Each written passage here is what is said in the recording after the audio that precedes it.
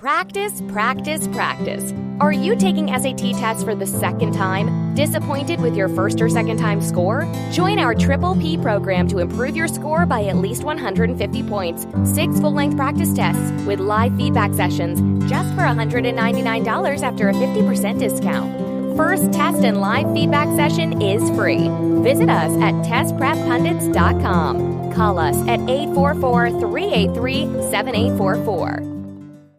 Test Prep Pundits presents 2 prestigious programs for grades 1 through 8. Build Concepts, Homework Help. Our Build Concepts program offers a one-on-one tutoring with a trained tutor, powered by authentic digital curriculum. Learn at your own pace and be ahead of your peers. Our Homework Help program offers a comprehensive support to keep your grades up. We teach your curriculum. For further details, visit us at testpreppundits.com or call us at 844-383-7844 or email us at info@testpreppundits.com.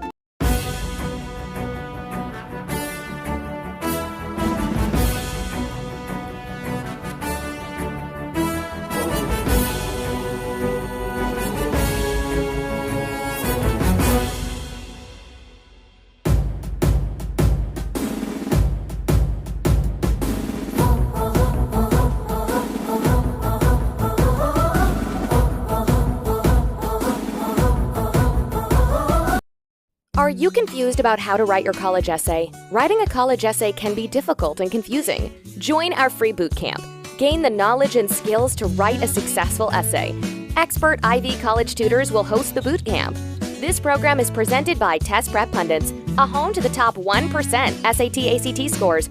For further details, visit us at testpreppundits.com or call us at 844-383-7844 or email us at info@testpreppundits.com. Test Prep Pundits offering several programs: AP Calculus, AP Physics, AP Chemistry. Join our AP subjects tutoring. Be ahead of your peers. Get a strong foundation in Algebra 1. Join our Advanced Algebra 1 program for grades 6 to 9. College essay writing is very intense and challenging. Join our College essay writing program for grades 10 to 12. For further details, visit us at testpreppundits.com or call us at 844-383-7844 or email us at info@testpreppundits.com.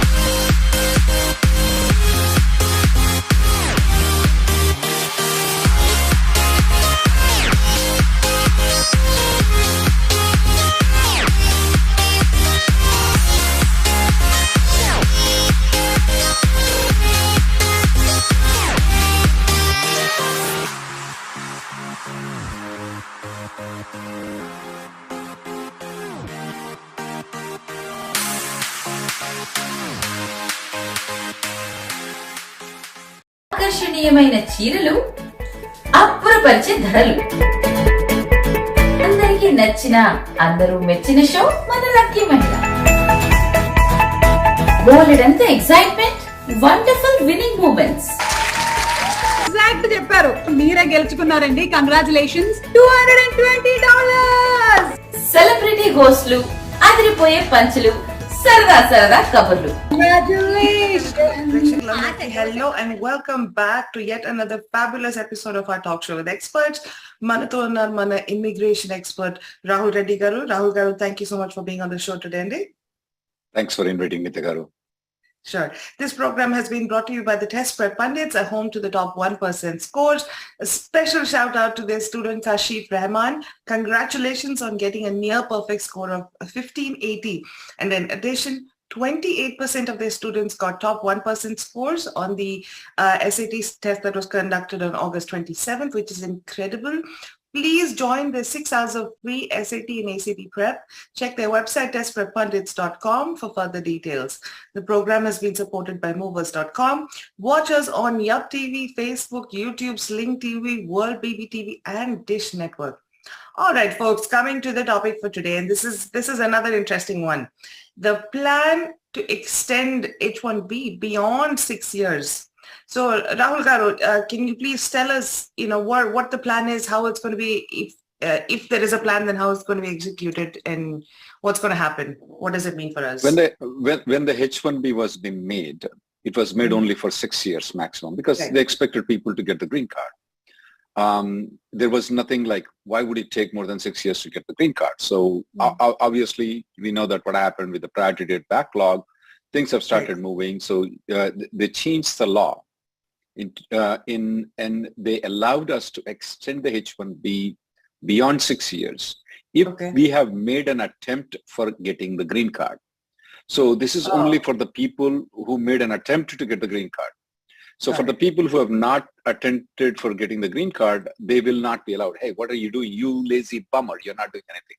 So that's the reason why you have to make an attempt. Now, how to make an attempt, I'll describe later on. But how is the 6 years counted, Nitya Garu? Is the time period they spend in United States physically will be counted. Let's say, for example, my H-1B is approved with October 1st start date. I go for stamping. I get the stamping, but I decide to pack up my things and resign from the existing job and come to United States. I come on January 1st. So it will be the January 1st that will be counted, not from October, since the H-1B has been approval date is concerned. Got it. So also anytime the person goes outside the country, even if he is working in India, even if they are working while they are traveling though, that time will be deducted from the 6 years. To extend this to a period of time that people have spent on L1B or L1A also counts towards the 6 years of the H-1B. Now, however, the H4 and L2 does not count towards the 6 years. So for example, if a guy comes from, let's say, Infosys company on L1B, and then he decide to transfer to H-1B, that L1B period will also count towards the 6 years. Now to extend it, as I was describing, Nitya Garu, is that they have to make an effort towards the green card. That means that there are two main things that we know about. Is one is PERM process, which is the green card process. And then one is called I-140. So to extend the H-1B, once a PERM is approved, then you go for the I-140. So if the PERM is approved and the I-140 is approved, you get 3 years of H-1B extension. You are eligible for 3 years beyond 6 years. And like that, 3 years and 3 years until, the things will become correct. Now, the second way of getting is if the PERM application or I-140 in combination or by singly are pending for more than 1 year, then and I-140 is still not approved, you can get the extension for a period of only 1 year, not 3 years beyond the 6 years. A lot of people think, PERM is the only way to get the green card. No, there is an I-140. You can apply I-140 directly, EB-1A, EB-1B, EB-1C, without labor certification. You can also apply for I-140 under national interest waiver, which also comes under the second preference. So if the I-140 is been pending for more than 1 year, then you will be eligible for 1 year extension.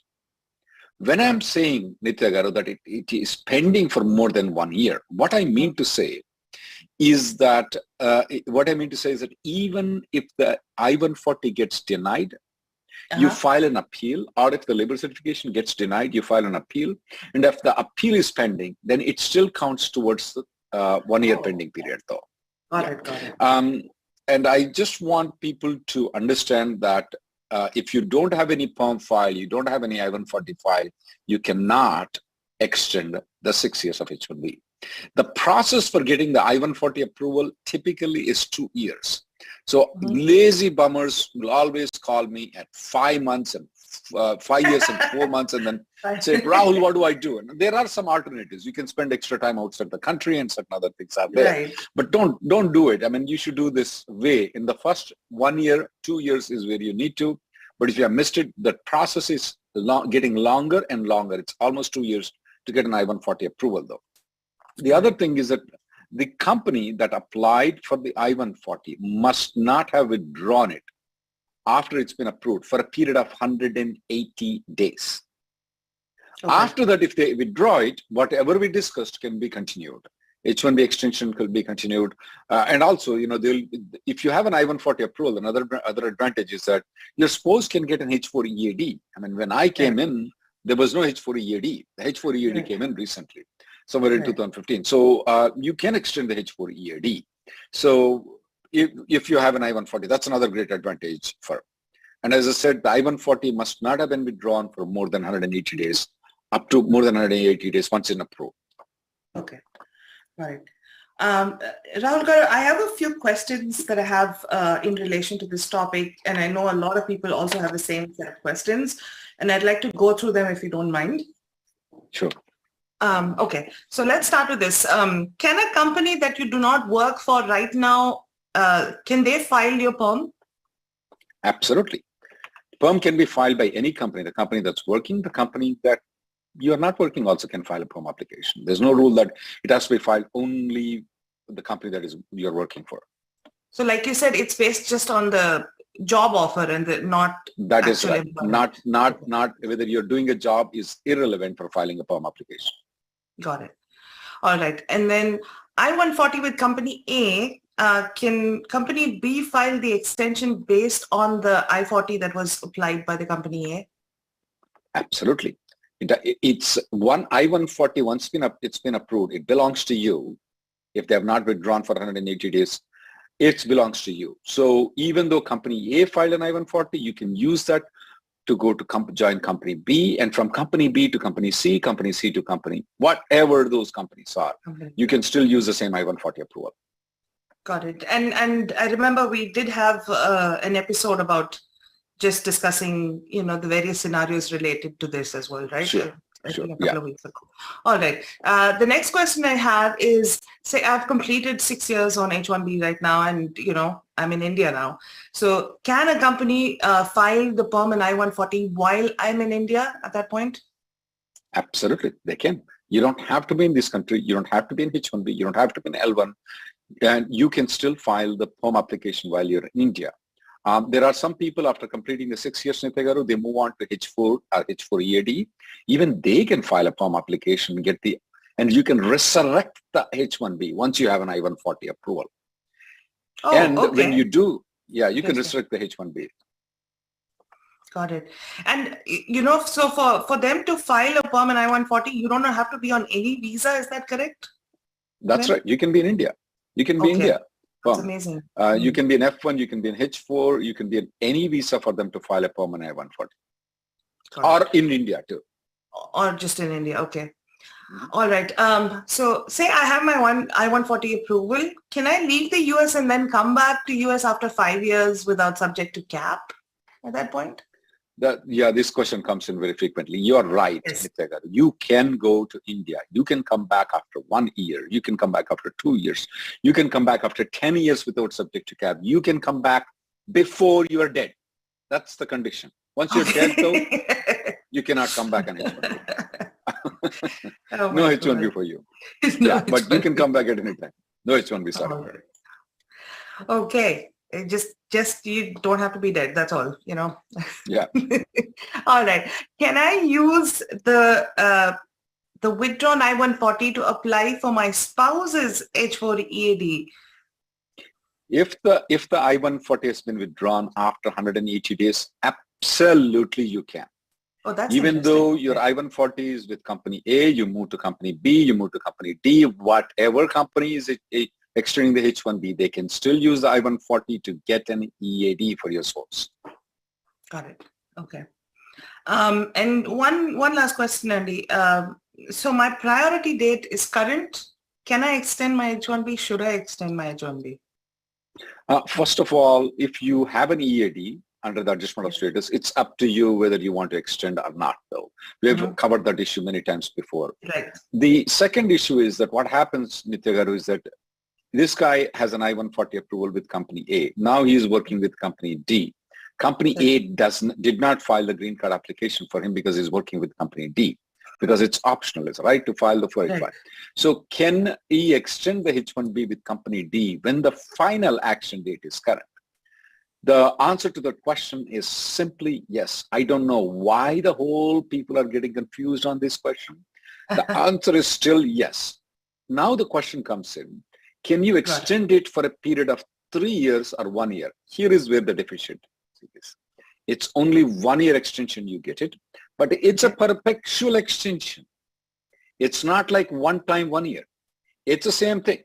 You can extend your H-1B until you live. Once you die, sorry, you cannot do it. But otherwise, you can keep on extending. You can go to India for 10 years. This is almost like extending your EAD then, right? Getting your EAD renewal type thing. We do that once every 2 years. Right. For EAD, Nitya Garu, you don't need any employer documentation. You don't need any vendor. You don't need any filing fees. And the lawyers really charge very less money. I mean, practically, lawyers don't even look into the EAD application. It's just you tick all the boxes. But we have to have some administrative cost for us. So we normally charge $150 for just doing the EAD. That's what for extension if people come in. So, but when it comes to the H-1B, you need to have the LCA, labor condition application. You need to have the employer sign the document. If you're working for a consulting company, then you have to have a vendor letter, end client letter, and all those whole 9 yards. So definitely there's a filing fees involved in it up to $6,000, including premium processing.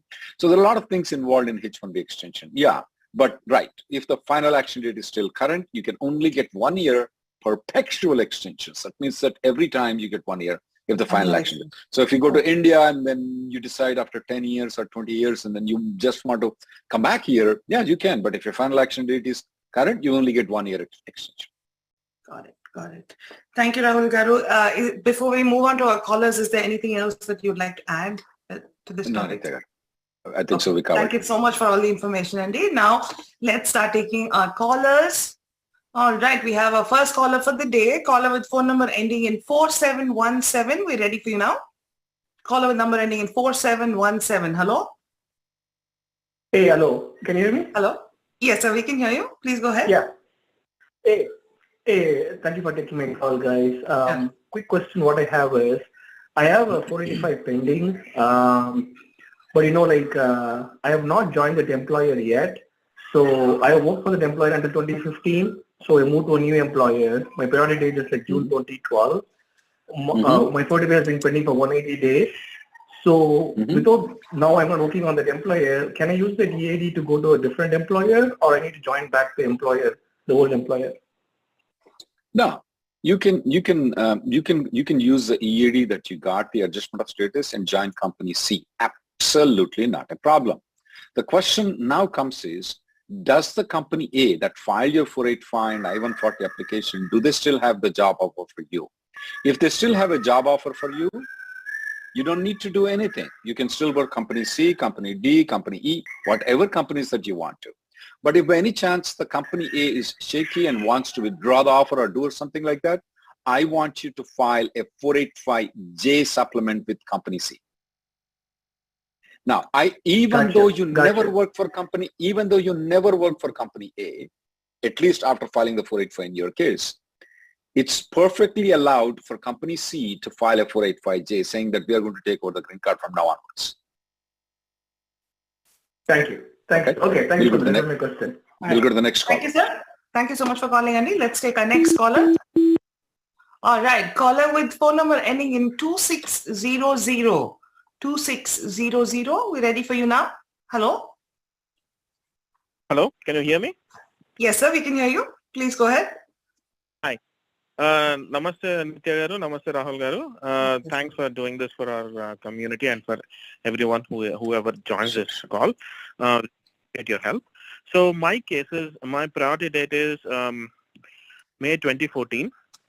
I-485 is applied on the 1st. They received the 485 AOS, 485J, and adjustment of status, everything. They have received it. They sent us the receipt notices. They immediately sent us within like 2 days. I got the receipt notices. Then within another 3 days, another 2 days, I got the biometrics. Receipt for. Not receipt. The letter to go and get the biometrics done. That's amazing. I did also.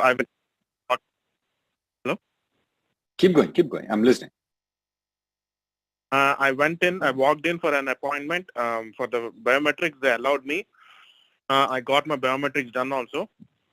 And on the website, on the USCIS website, says, You have to get to the point, sir. biometric. You have to get to the point. Let's not walk through. So, I went to biometrics. I walked in. Okay, biometrics done. Let's go next. Next, the question is this a good sign? Can I, like, will I be getting a green card, or will I be, should I wait for the GCEAD and then wait for a longer time for the green card? Is my question. Is this a good sign, or? You mean to say, will you get the green card before September 30th is your question? Simple. Before 30th? Yeah, because in October. Yeah, before 30th is right. In October, the prior date is not correct. Yes. No, you are smoking weed right now. No, I'm just kidding. No, you're not going to get it right now. Okay? Okay. You'll have to wait. Okay? Sorry right. about that. Thank you, sir. Thank you so much for calling in. Thank you. All right, let's take our next caller. And in the meantime, I have a question for you, Rahul Garu. This is from JS. Says, does the primary or dependent have no location constraints on using their EAD, like H4/GC? Can both work anywhere in the US without informing the USCIS? If they have the GCEADs, absolutely not a problem. They can work from Alaska. They can work for Puerto Rico. They can work from Hawaii. They can work in Houston, Texas too. And do they need to inform the USCIS? Absolutely not required. That's a great advantage of using the EAD. Okay, yeah. Rahul Garu, in that case, at some point when the green card is getting processed or whatever, how does USCIS know where to contact us? Oh, they need to change the address. The one thing in the 485 application, though, if they change the address, they can go online. There is something called AR11. They just need to change the address. Now I am in Hawaii Islands and this is my address. The reason is that you don't want them to send your address to Irving, Texas while you're living in Hawaii. Right. Okay. Thanks, Andy. All right, let's take our next caller. Change the address for one thing in the 485 application. So if they change the address, they can go online. There is something all right, caller with number ending in 0939. We're ready for you. Hello? Hawaii Islands, and this is my address. Caller with number ending in 0939. Oh, I think we lost the caller. All right, caller with number ending in 3936. We're ready for you now. Caller with number ending in 3936. Please press *6 to unmute your line, Andy. Hello? Caller with number ending in 3936. Please press *6 to unmute your line.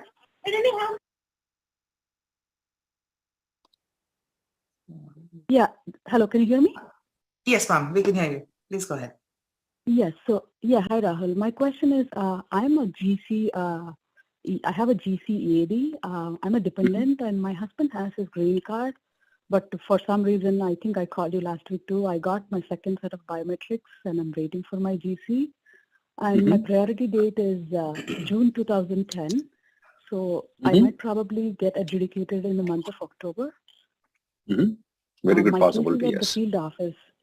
Yeah, so my question is, my father-in-law is having a surgery next week. Can I travel to India while my husband is here in the United States?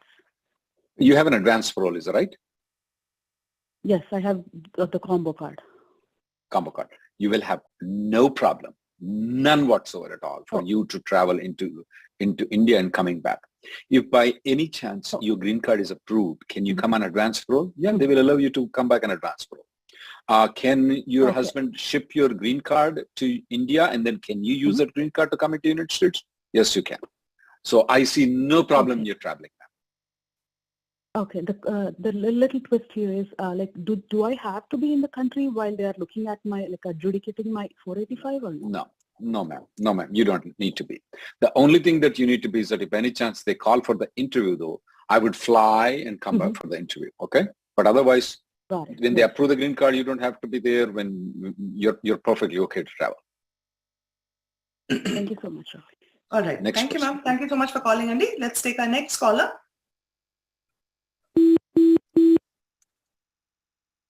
All right, next caller. Caller with number ending in 9244. 9244, we're ready for you. Please press *6 on it to unmute your line. Caller with number ending in 9244. Hello? Yes, hi. Can you hear me? Yes, sir, we can hear you. Please go ahead. Hello. Yeah. Yeah. Hello, Nitya. Hello, Rahul. Thank Hello, you sir. for Hi. doing this. Yeah. Yeah. I have applied in EB3 for my 485 in October 2020. And I have What's a the priority previous date? I-140 May What's the 12th, priority? 2012. May 9th, 2012. Okay. Yeah. And going. what has happened, and then I have a I-140 from my old employer in EB2, which means we didn't use that at all to submit the application. But recently they sent an RFE requesting I-485J and also saying that we want to use the previous company's I-140 approval. Yeah, previous company's I-140 approval. Yeah. So what did you do? My lawyers did not do anything on that front. They only submitted the I-485J. And after like 10 days, they approved the green card. But my lawyers, I didn't receive the green card yet. I just received the notice. So my lawyers are saying they need to do additional steps to ensure that whatever would be needed has to be done, I guess. So not sure what exactly would happen after this. Fire your lawyers. Don't fire your green card, okay? Are you listening? Oh, okay. Yes. Fire your lawyers. Okay. So fire your lawyers. That's all I can tell you. Okay? Don't fire your green card. Don't give up your green card. You have an authority. Your lawyers cannot do anything without your permission, though. So you should, if the lawyer tells you to give up the green card, don't. Fire them. Okay. Okay? Next person, please. So I Find can return another it lawyer basically, that's all. Yeah, if I were you, I would. Because I don't have it on hand. You will get it. And even if your lawyer with gets it, you normally green card will come to you, though. Even by any chance the lawyer gets a green card, even if any chance lawyer gets a green card, they will have to give it to you. It's not an option. We can't keep our client's green card. We have to give it to you. Okay? So you should get the green card and then don't. And here is what the USCIS is telling you, that if you have an EB2, anytime EB2 approval with any company, though, they are telling that they have an authority to approve it under EB2.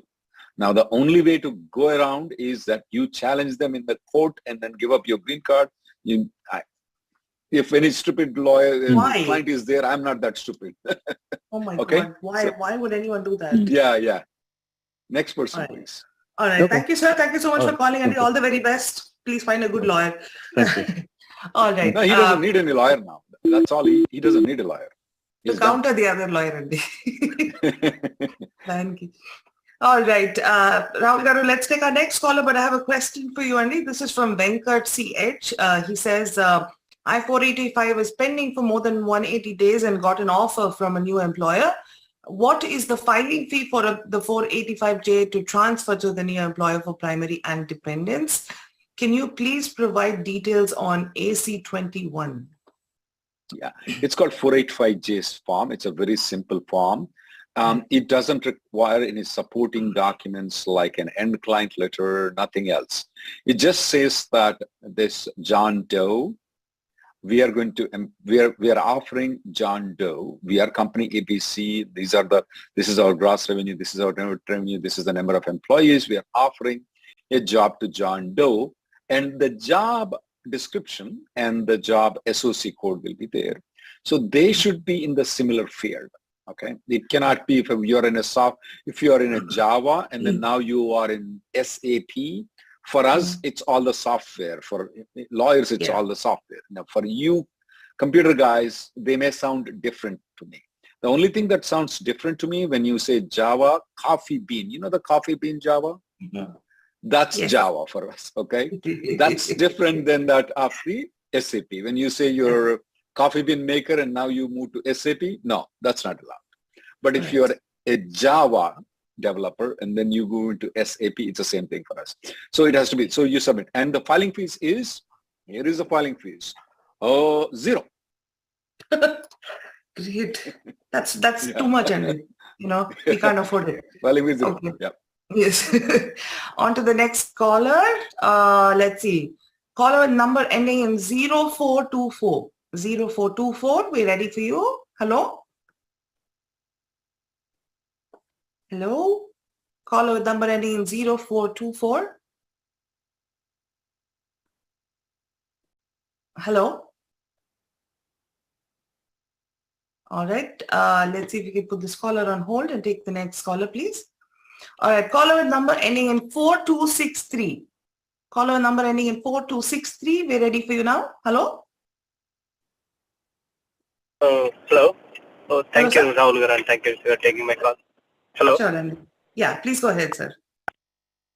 I think we need you to press *600 to unmute your line. Go ahead, hello, sir. Rahul. Yeah. Can you hear me now? We can hear you, sir. I Please go have ahead. a small question. So, if I'm on H4 EAD, so I'm able to work for 2 different employers. Is that legal to work? If you're on did you say H4 EAD? Yes. You can work for 8 different employers.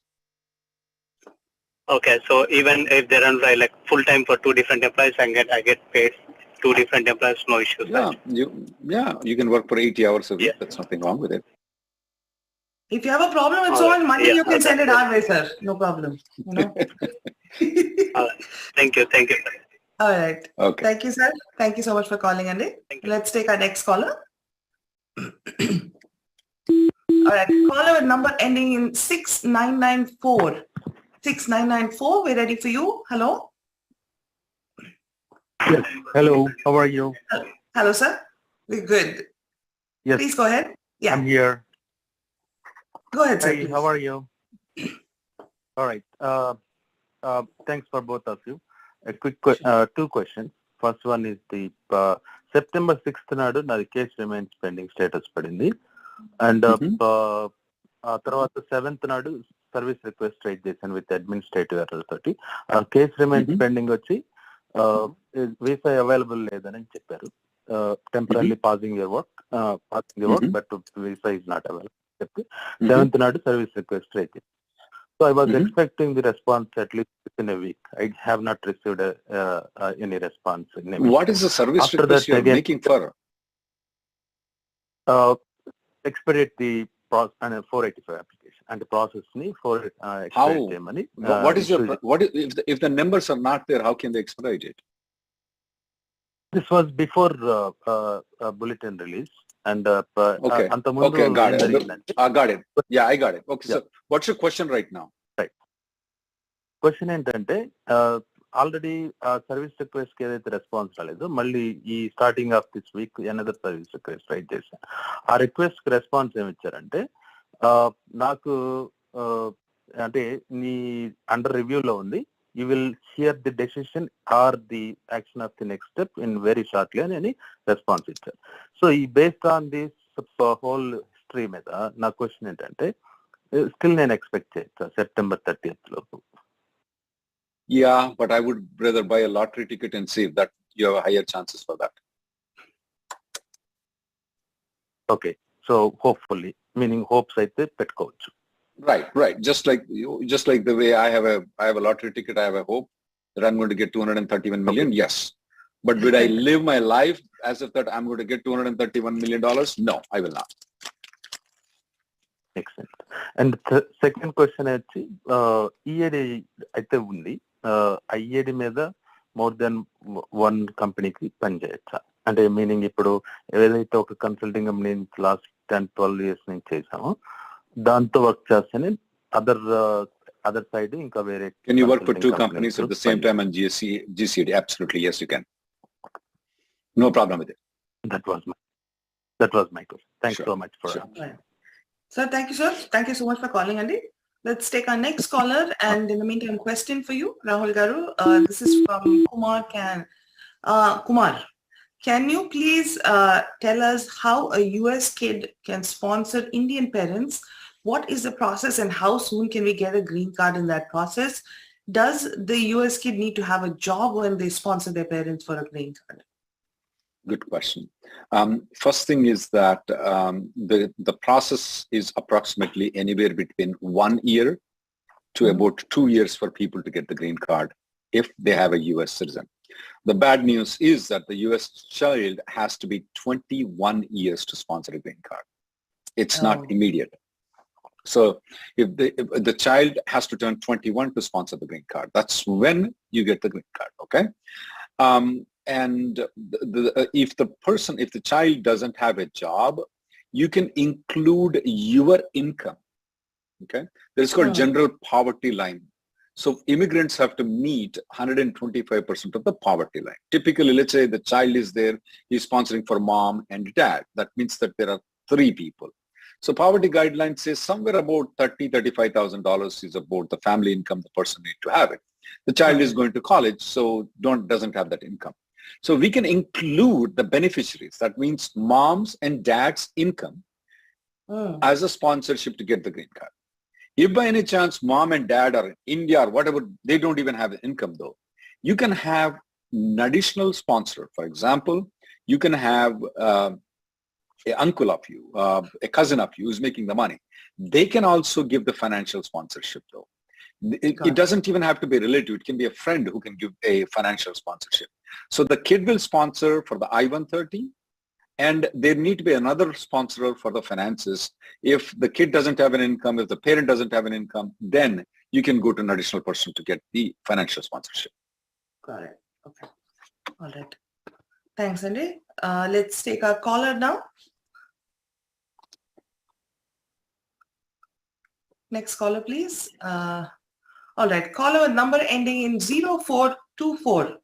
Caller number ending in 0424. We're ready for you now. Hello. Hello, Nitya ma'am. Hello, Rahul sir. My name is Revati. I called. Can you hear me? Yes, ma'am. We can hear you. Please go ahead. Yeah. I called multiple times in this journey of downgrades. I received my GC probably 3 weeks back. Just wanted to thank you guys. Congrats. Thank you so much for all the guidance. I was the one, like my spouse got it and I didn't get it, and I had multiple questions. So thank you so much for this. This is so relieving. I'm here with one of the questions for my friend here, and his priority date is 2013. And he filed his AOS in September 2021 under EB3. It went directly to NBC, but then he interfiled 2022 May, and it went to EB2. Texas. Then it's been like making rounds from NBC to Texas, Texas to NBC, probably like 4 to 5 times. Just recently, September 10th, it's now in NBC.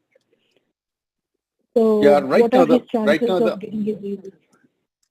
He definitely not good chances at all for getting the green card before September 30th though. Remember that we only have 4 days left in it, or not even 4 days, 3 days, 4 days or 5 days left in it. 5 days. So no, ma'am. And by the way, USCIS have disclosed to us that the numbers are over for this year. That is until October. So until October, no green cards for everybody though. Or even EB1, EB2, and then September 6th was for EB1 and EB2, but on September 9th, they said not for EB3 also, it's backlogged completely for until the end of this year. So as you know, but the why did his case go? I have no clue. I will explain you, ma'am, okay? The way USCIS operated from maybe June of 2022 to about September 6th of 2022, it's completely unprecedented though.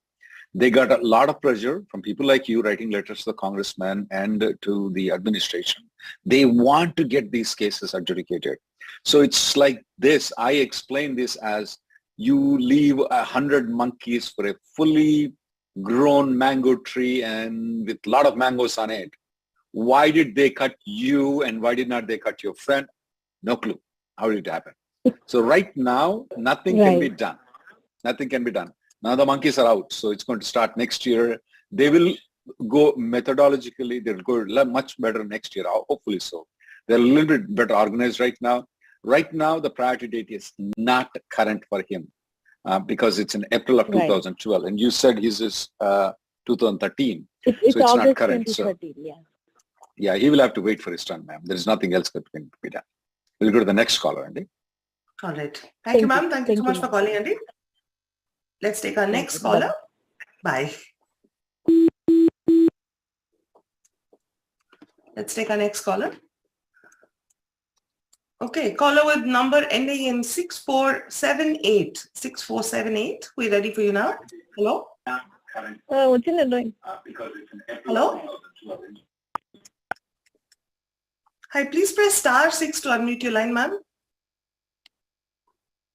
*6 to unmute your line. Hello? Hello? Can you hear me? Hello, ma'am. Yeah, we can hear you now, ma'am. Please go ahead. Hey, hi, Nitya and Rahul. I have two questions. One question. Hello, can you hear me? Yeah, we can hear you, ma'am. Please go ahead with the questions. Okay. Yeah. The first question is, my husband and we got EADs last week, and my husband wants to stay on H1, and we as dependents, can we use GC EADs? Absolutely, you can.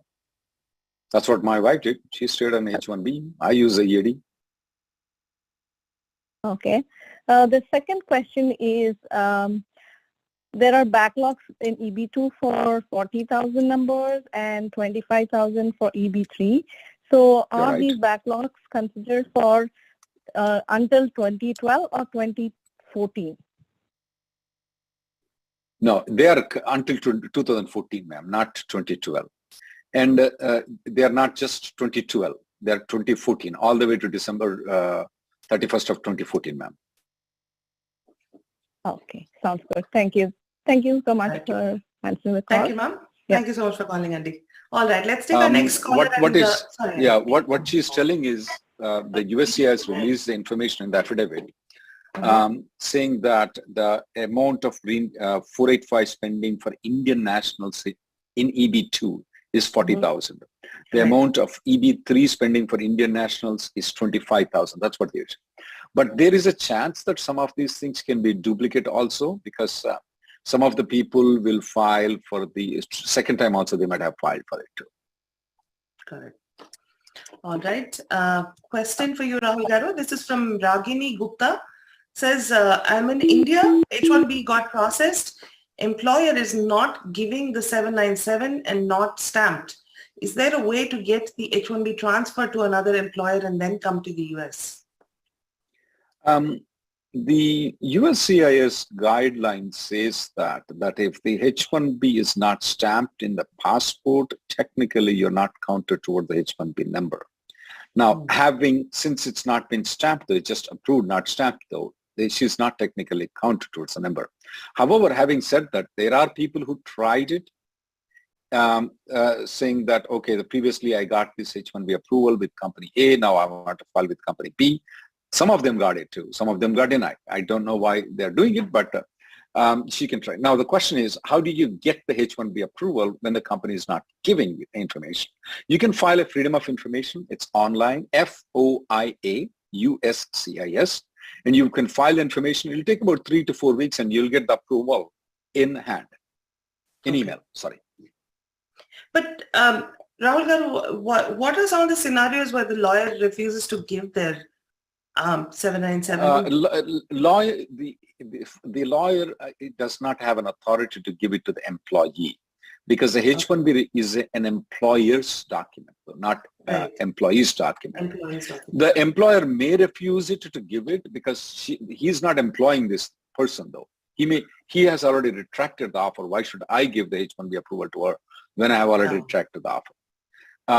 So that could be the reason. I don't know why if they filed it, but they have a right to do so. But she can go and get it in 3 weeks. Got it. Okay. Thank you, Rahul Garu. Let's take our next caller, Adi. Caller with number ending in 1194. 1194. We're ready for you now. Caller with number ending in 1194. Hello. Please press *6 Andy to unmute your line. Hello? 1194? Hi, Hello? Hi, Nitya Garu. Hello, sir. Sir, we can hear you. Do you Please go hear ahead. me? Yeah. Thank you for taking my call. And TV Asia, I can say TV Asia immigration show is rocking across immigrant community, especially Indian immigrant community across America. I can say that confidently. Thank you so much for all the work you guys are doing. And other thing is, I can say confidently again, Rahul Reddy Garu is a 5-star attorney. The reason I'm telling, I can say the U.S. immigration laws are very complex. It's kind of, very complex to understand. And we, the Indian immigrants, right, we came here and struggled a decade long time. And finally, we are able to manage our immigration situation with the kinds of tips and all provided by Rahul Reddy Garu and his colleague, Attorney Emily. My sincere thanks to them. And seeing my excitement, you might have understood, like, you got the green card. Got my green card. Yeah.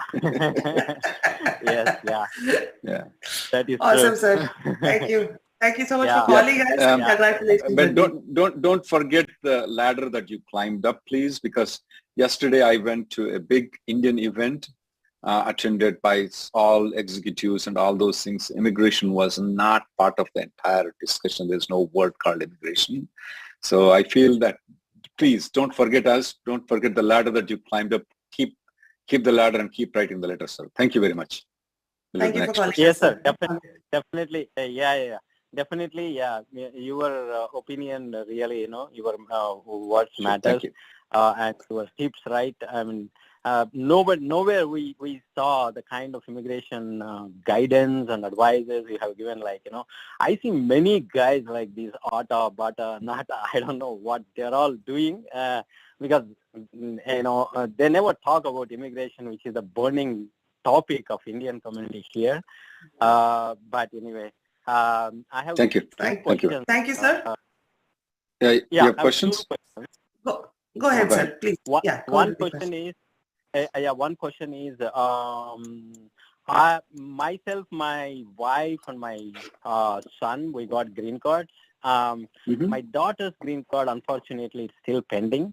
And it is, it is her.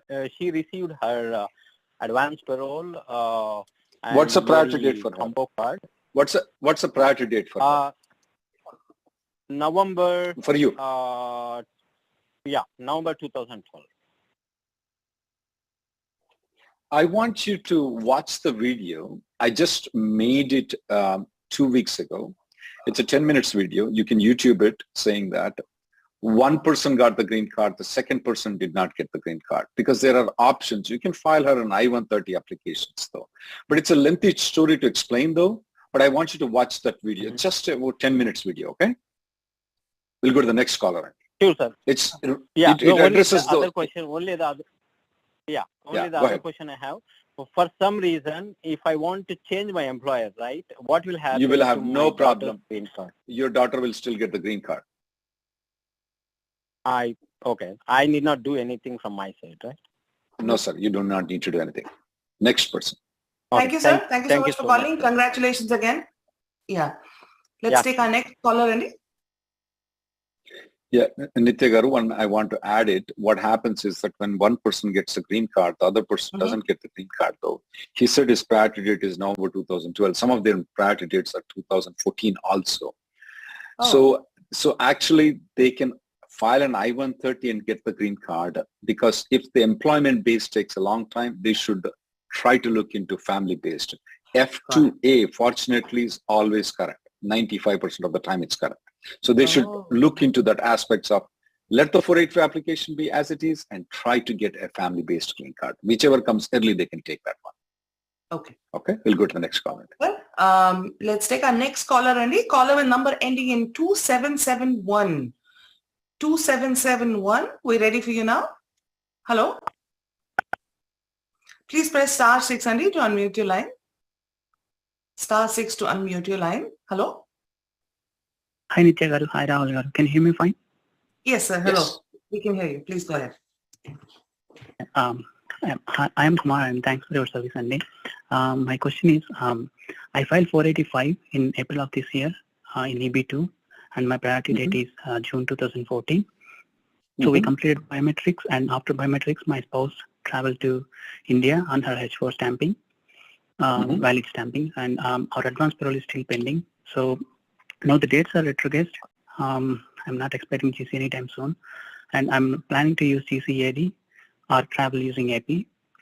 My question is, if I start using GCAD here, will my wife become out of status? Or can she use her existing H4 stamping to come back to US? Did you say she has an advance parole? No, or both advance paroles are still pending.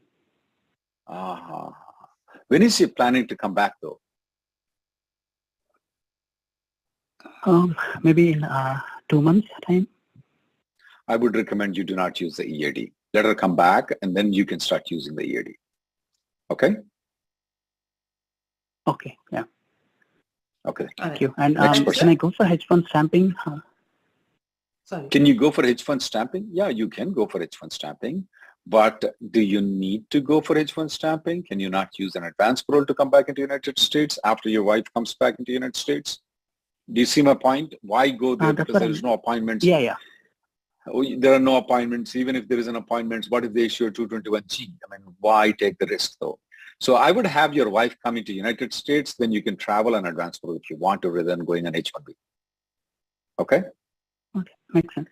Yeah, thank you. All right. Thank you, sir. Thank you so much for calling, Andy. Let's take our next caller. And in the meantime, question for you, Rahul Garu. Says, I'm sorry. Can a legal permanent resident of the US work for a US company remotely from his or her home country until they're eligible to apply for the naturalization process for citizenship? Working is not that important for citizenship though. What is more important for citizenship is how long you physically stayed in United States though. So if you are in India and you're working for the company, let's say for example Apple, but you're physically situated in India, then that is going to harm you because there is a certain level where you cannot be for a long periods of time. Out of the 5 years, you must be physically, body-wise, present in United States for 2.5 years. Now, these are a couple of different slabs, okay? If you are outside the country for more than 2.5 years, you're out. And if that's one thing. The other thing is that if you're outside the country on a re-entry permit for more than 1 year, you still are not eligible for applying for citizenship. Got it. And these are hard slaps. Once you get the slap, you're out. It's clear, black and white. There is something which is in the gray area, that if it is more than 6 months at a single stretch that you are out of the country, though, they can still deny the N-400 citizenship application for you. Okay. So you need to be careful on these things when you're spending a lot of time in India. Particularly for citizenship purposes, it will get affected. So no, you working for a US company will have no meaning, none whatsoever at all in you getting the citizenship. Got it is, you're physically present in this country. Got it. All right. Thank you, Rahul Garu. Let's take our next caller, Andy. Caller with number ending in 4552.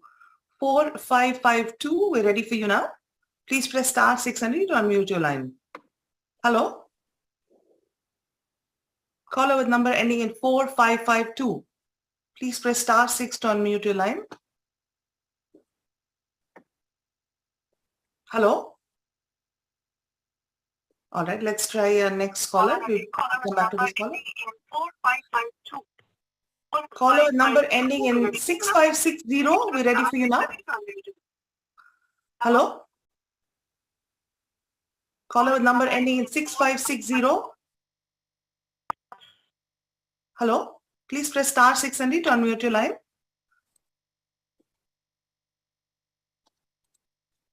I think we lost that caller also.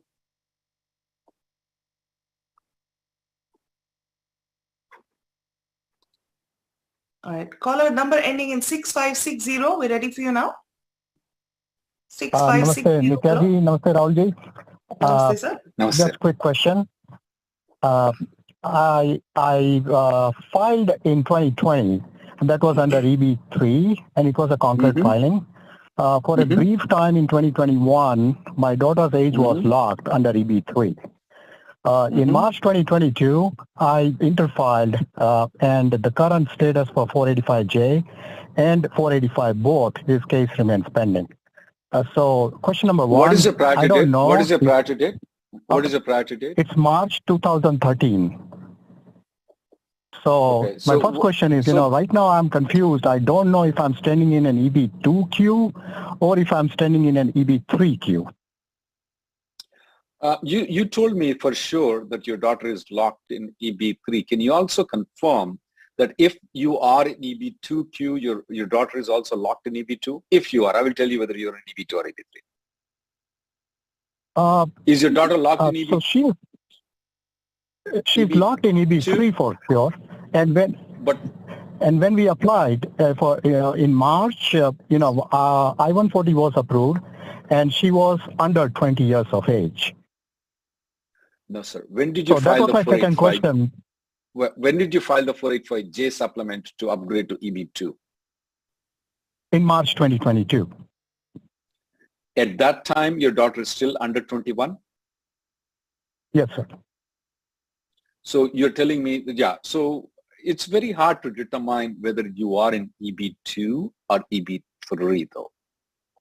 Since your daughter is locked in both EB2 and EB3 though, okay? Because she's locked before in EB3 and later on once you file the 485J, she's locked in EB2.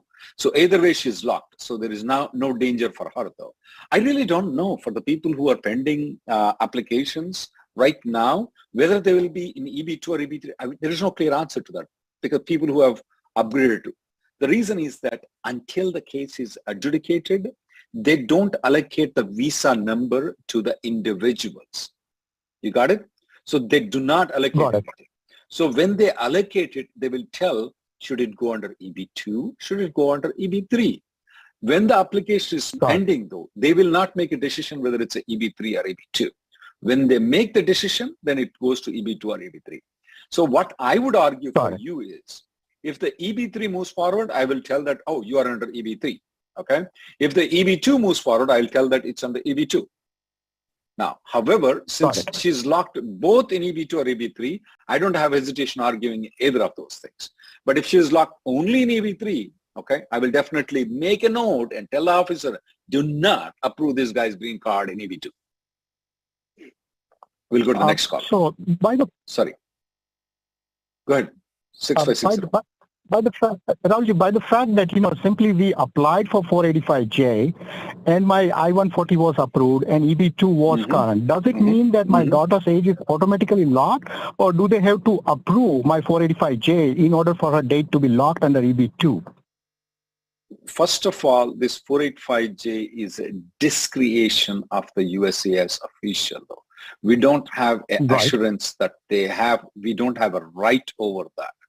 So normally what I tell people is that if you file a 485J supplement, they don't need to approve the 485J supplement to lock though. The only thing is that are they going to approve us under EB2, or are they not going to approve us under EB2 after we file the 485J supplement? There is a 90% chance that they will be considered under EB2 for you because you filed I-485J supplement. So since she is locked in EB3, she's technically locked in EB2, okay?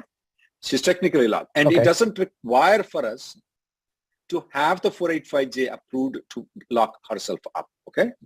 We just need to file the upgrade application, which you did it. So either way, she is safe, okay?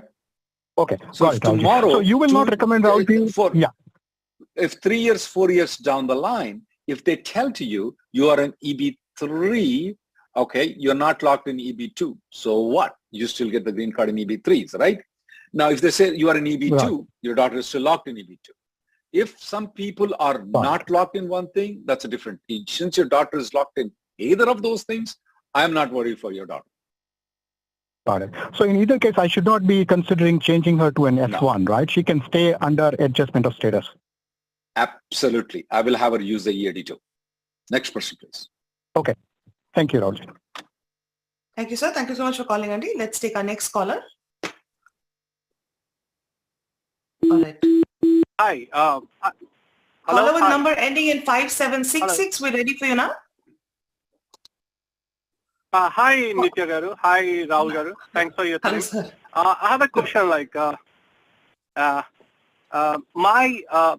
have a H-1B until March 2024, and I got the H-1B stamping done in this year, but my wife didn't travel with me during then. So my question is, can she travel to Canada and come back to extend her H-4 visa stamping so that we can travel to India, or is it not possible? Because it's hard to find visa slots in India right now. So you mean to say to get an appointment in Canada, or what is she going to? Is she going to extend her stay in United States? When is her I-94 expiring? It's until March 2024. It's expiring in March 2024. Because When is her visa got renewed. But when is her it's already passport expired. visa?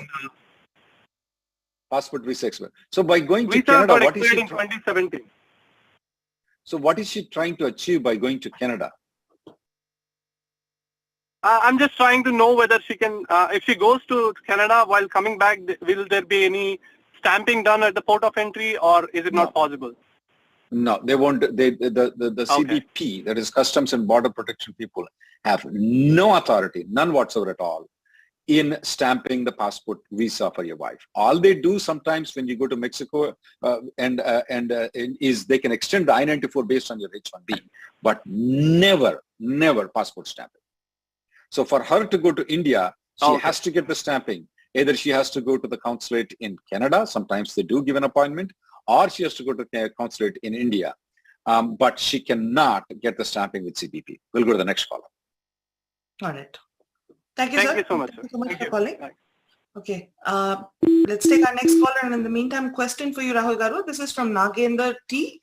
Says, my priority date is September 2014, downgraded November of 2020, and EB3 I-140 approved, and had both EAD and advance parole.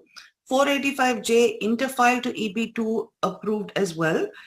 Is it a good idea to refile under EB2 now, as only 5 days are left? What's his priority date? September of 2014. That's up to him to refile or not to refile.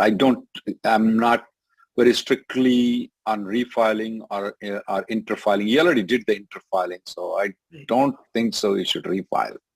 I don't think so. But is it illegal to refile? No, it's not illegal to refile. He can refile in the next 5 days.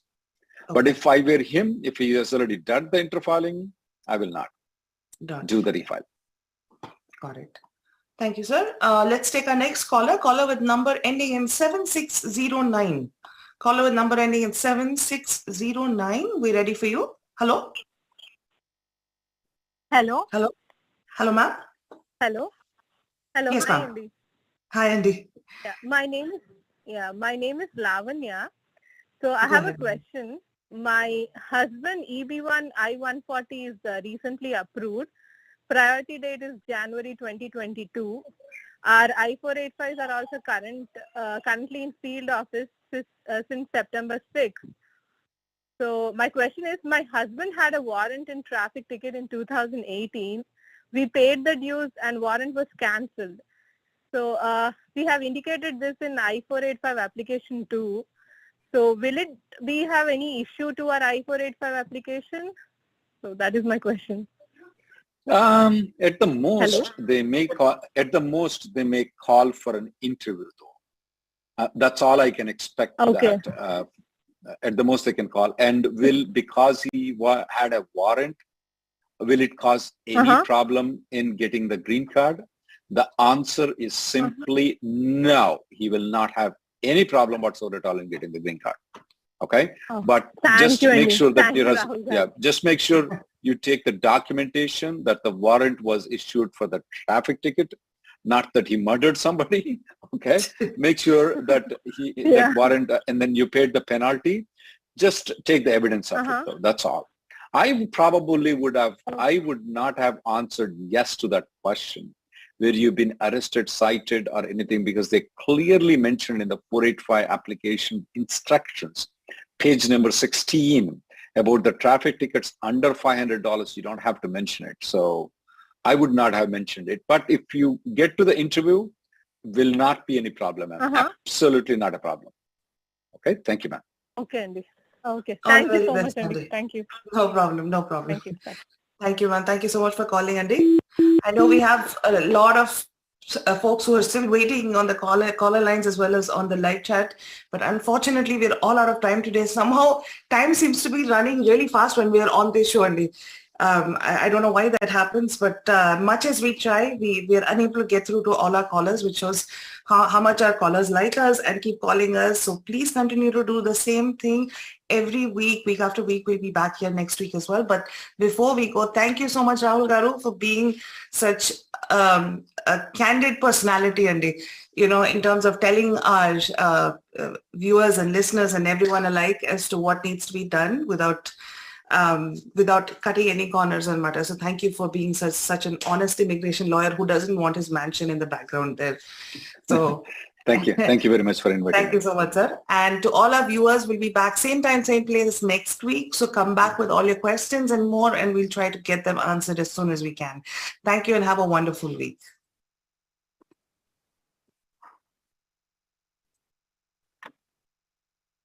Practice, practice, practice. Are you taking SAT tests for the second time? Disappointed with your first or second time score? Join our Triple P program to improve your score by at least 150 points. 6 full-length practice tests with live feedback sessions just for $199 after a 50% discount. First test and live feedback session is free.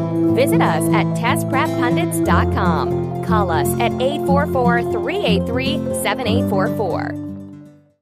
Test Prep Pundits presents 2 prestigious programs for grades 1 through 8. Build Concepts, Homework Help. Our Build Concepts program offers a one-on-one tutoring with a trained tutor, powered by authentic digital curriculum. Learn at your own pace and be ahead of your peers. Our Homework Help program offers a comprehensive support to keep your grades up. We teach your curriculum. For further details, visit us at testpreppundits.com or call us at 844-383-7844 or email us at info@testpreppundits.com.